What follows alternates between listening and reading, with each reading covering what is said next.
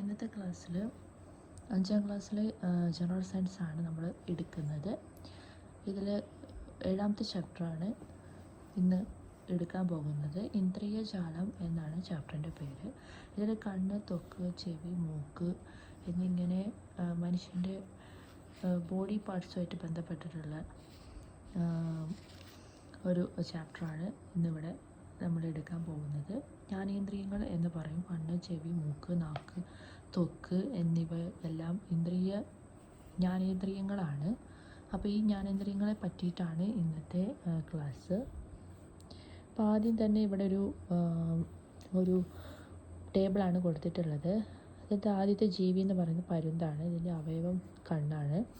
പ്രത്യേക കഴിവ് ദൂരക്കാഴ്ചയാണ്. പൂമ്പാറ്റൻ്റെ കാലാണ്. പ്രത്യേക കഴിവ് രുചി തിരിച്ചറിയുന്നു എന്നുള്ളതാണ്. മുതല ത്വക്കാണ് അവയവം. സ്പർശനം വേഗം തിരിച്ചറിയുന്നു എന്നതാണ് ഇതിൻ്റെ പ്രധാന കഴിവ്. നായയുടെ അവയവം ചെവിയാണ്. ചെറിയ ശബ്ദം പോലും തിരിച്ചറിയാൻ സഹായിക്കുന്നു. പിന്നെ കരടിയുടെ അവയവം മൂക്കാണ്. നേരിയ ഗന്ധം തിരിച്ചറിയുന്ന ഒരു ജീവിയാണ് കരടി.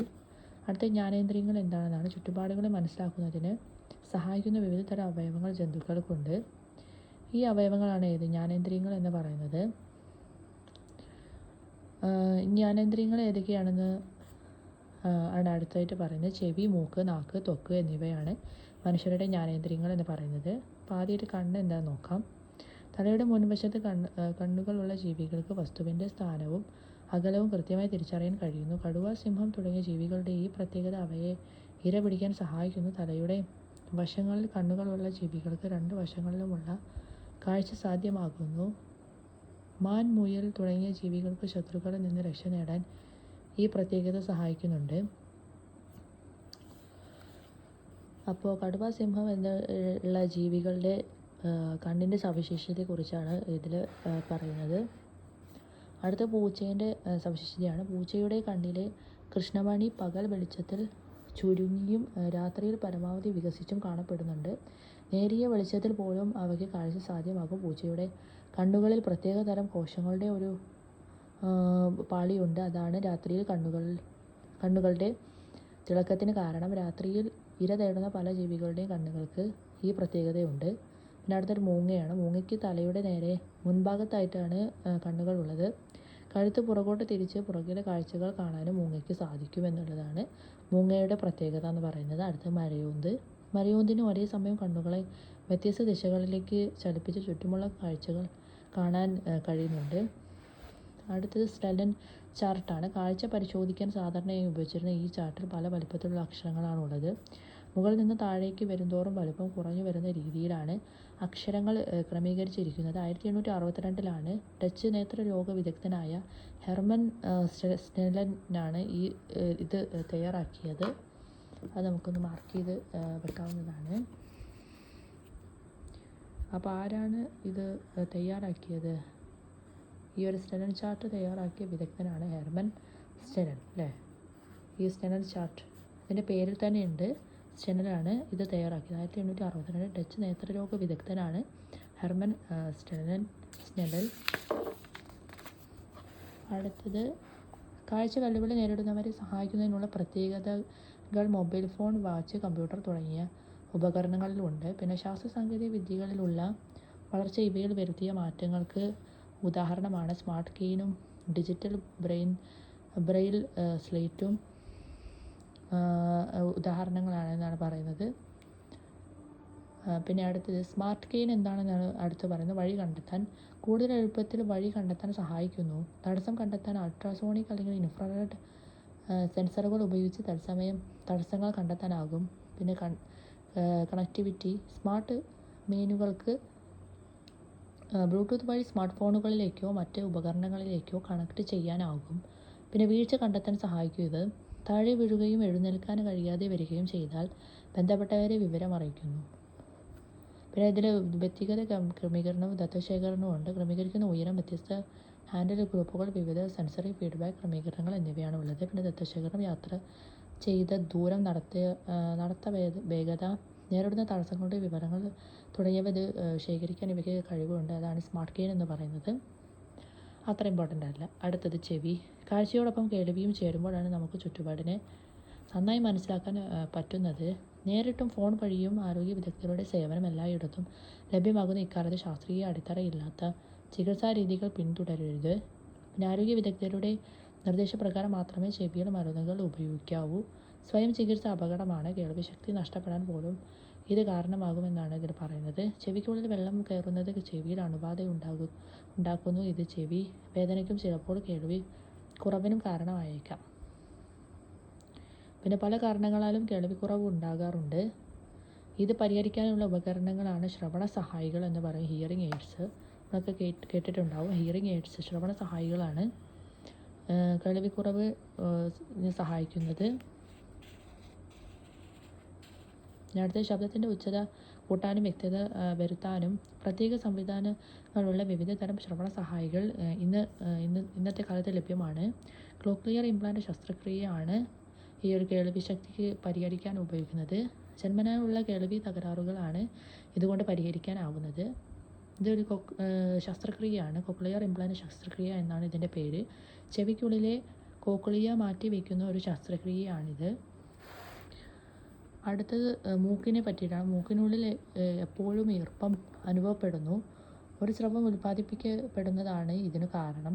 പിന്നെ മൂക്കിലെത്തുന്ന പൊടിപടലങ്ങളും രോഗാണുക്കളും നീക്കം ചെയ്യലാണ് ഈ സ്രവത്തിൻ്റെ ധർമ്മം. വൈറസ് ബാധ ഉണ്ടാകുമ്പോൾ ഈ സ്രവം കൂടുതൽ ഉൽപ്പാദിപ്പിക്കുന്ന അവസ്ഥയാണ് ജലദോഷം എന്ന് പറയുന്നത്. അപ്പോൾ ജലദോഷം എന്ന് പറഞ്ഞാൽ എന്താണ്? മൂക്കിലെത്തുന്ന പൊടിപടലങ്ങളും രോഗാണുക്കളും നീക്കം ചെയ്യലാണ് ഈ സ്രവത്തിൻ്റെ ധർമ്മം അല്ലേ. പിന്നെ ഒരു സ്രവമാണിത് ഉൽപ്പാദിപ്പിക്കുന്നത്. ഒരു സ്രവം ഉൽപ്പാദിപ്പിക്കപ്പെടുന്നത് ആണ് ഈ മൂക്കിനുള്ളിൽ ഈർപ്പം അനുഭവപ്പെടുന്നതിനുള്ള കാരണം. അപ്പോൾ ഈ ഒരു സ്രവത്തിൻ്റെ ധർമ്മം എന്ന് പറയുന്നത് മൂക്കിലെത്തുന്ന പൊടിപടലങ്ങളും രോഗാണുക്കളും നീക്കം ചെയ്യലാണ് ഈ ഒരു സ്രവത്തിൻ്റെ ധർമ്മം. ഇത് വൈറസ് ബാധ ഉണ്ടാകുമ്പോൾ എന്ത് ചെയ്യുന്നു? ഈ സ്രവം കൂടുതലായി ഉൽപ്പാദിപ്പിക്കപ്പെടുന്നു. ഈ അവസ്ഥയെയാണ് ജലദോഷം എന്ന് പറയുന്നത്. അടുത്തത് കൂടുതൽ സ്രവം ഉണ്ടാകുമ്പോൾ മണമറിയാൻ സഹായിക്കുന്ന കോശങ്ങളിലേക്ക് ഗന്ധകണികകൾ എത്താതാവും. അതുകൊണ്ടാണ് നമുക്ക് മണമറിയാത്തത്. അപ്പോൾ മണമറിയാത്തതിനുള്ള കാരണമാണ് ഇവിടെ പറഞ്ഞിട്ടുള്ളത്. കൂടുതൽ സ്രവം ഉണ്ടാകുമ്പോൾ എന്ത് ചെയ്യുന്നു? മണമറിയാൻ സഹായിക്കുന്ന കോശങ്ങളിലേക്ക് ഈ ഗന്ധകണികകൾ എത്താതാവുന്നു. ഇങ്ങനെയാണ് മണമറിയാത്ത ഒരവസ്ഥ ഉണ്ടാകുന്നത്. അടുത്ത ചുറ്റുപാടിനെ അറിയാൻ കാഴ്ചയും കേൾവിയും പോലെ ഗന്ധവും സഹായിക്കുന്നുണ്ട്. മൂക്കിൻ്റെ സംരക്ഷണത്തിനായി എന്തെല്ലാമാണ് ശ്രദ്ധിക്കേണ്ടത്? മൂക്കിൽ യാതൊരുവിധ വസ്തുക്കളും ഇടാതിരിക്കുക. ശക്തിയായി മൂക്ക് ചീറ്റരുത്. തുമ്മുമ്പോഴും ചുമയ്ക്കുമ്പോഴും മൂക്കിൽ നിന്നും വായിൽ നിന്നും ശ്രവണകണികകൾ മറ്റുള്ളവരുടെ ശരീരത്തിൽ വീഴാൻ സാധ്യതയുണ്ട്. ഇതൊഴിവാക്കാൻ എന്തെല്ലാമാണ് ശ്രദ്ധിക്കേണ്ടതാണ് അടുത്തതായിട്ട് പറയുന്നത്. വൃത്തിയുള്ള തുവാല കൊണ്ട് വായും മൂക്കും പൊത്തിപ്പിടിക്കുക. ഒരാൾ ഉപയോഗിച്ച തുവാല മറ്റൊരാൾ ഉപയോഗിക്കാതെ ശ്രദ്ധിക്കണം. അടുത്തത് നാവിനെ പറ്റിയിട്ടാണ്. നന്നായി ചവച്ചരച്ച് കഴിക്കുമ്പോഴാണ് ഭക്ഷണ പദാർത്ഥങ്ങളുടെ ശരിയായ രുചി അറിയാൻ കഴിയുന്നത്. ഭക്ഷണപദാർത്ഥങ്ങൾ ഉമിനീരിൽ അലിഞ്ഞ് നാവിലുള്ള സ്വാദുമുഖങ്ങളെ ഉത്തേജിപ്പിക്കുമ്പോഴാണ് നമ്മൾ രുചി അറിയുന്നത്.